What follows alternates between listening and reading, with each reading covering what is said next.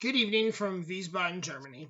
My name is Billy Reinstadler, and tonight I'll be discussing my research project, which was on Procter & Gamble and its impact on Cincinnati, Ohio, its headquarters, and the regions beyond. So, Procter & Gamble started in 1837 by candle maker William Procter and soap maker James Gamble, who were immigrants from England and Ireland, respectively. They happened to marry daughters of Alexander Norris, so they were brothers-in-law, and their father-in-law recommended that they combine their skills and do business, and so it was formed in 1837. For me personally, I have an interest in Procter & Gamble because my grandfather, William Weber, worked for Procter & Gamble for over 30 years. My grandpa Weber dropped out of high school to enlist in the United States Navy at the age of 16 in 1945, and he served 10 years in the Navy, including the entirety of the Korean War, as a gunner's mate second class on the USS Gerke, a destroyer, which earned 7 battle stars, so saw 7 engagements during that war, including the landing at Incheon. He met my grandmother, Marianne Horst, at some point during that, and after 10 years and having some difficulty getting promoted, he returned to Cincinnati with my grandma and then their oldest daughter, my mom's older sister, Marilyn,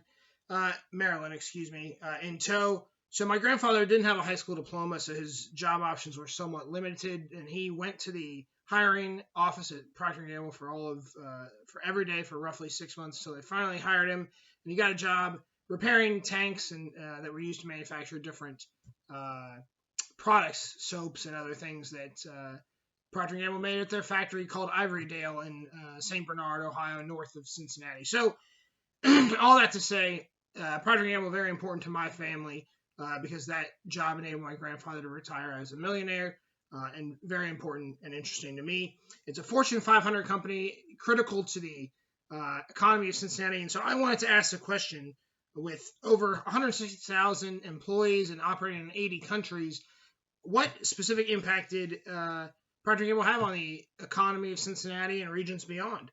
So I posited as kind of my going in thesis that it has significant impact on the economy, community, and culture of Greater Cincinnati and beyond, because it's one of the largest employers in the region, has a wide variety of community outreach programs, and it's a well-established presence in Cincinnati and regionally and globally.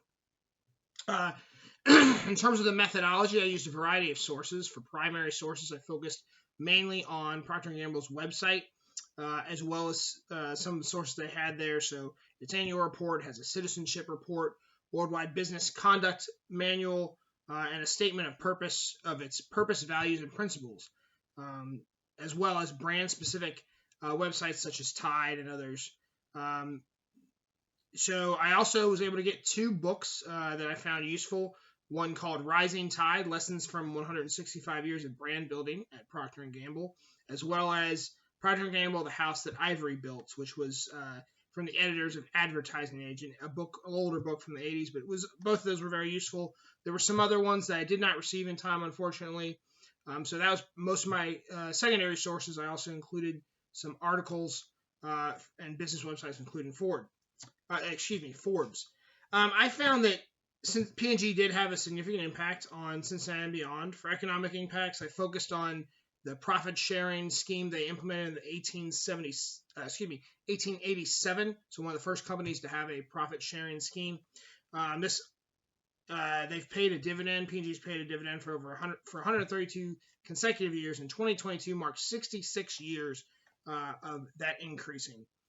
Also, I looked at their success in marketing different brands, which really took off with Tide in the 1945, 1946, and so that's really a success story for P&G. In terms of their community impact, they have a wide variety of philanthropic initiatives, including working with the United Way of Greater Cincinnati, disaster relief through Tide's Loads of Hope, where they take mobile washing machines and things to disaster relief victims, started in Hurricane Katrina. So this and some other community impacts. Then culturally, Procter & Gamble was one of the first sponsors of different soap operas on the radio. Guiding Light is one I can remember my mom watching when I was a young child. So that, and also they had during the Great Depression, I found an article talking about soap carving contest that P&G sponsored. So overall, really enjoyed researching this company. Found it did have a huge or a significant impact on the economy, community, and culture of Cincinnati and beyond. Wasn't able to find as much as I wanted to specifically on Cincinnati alone, but nonetheless, I felt it was an important project and proved that the impact was significant. Thank you.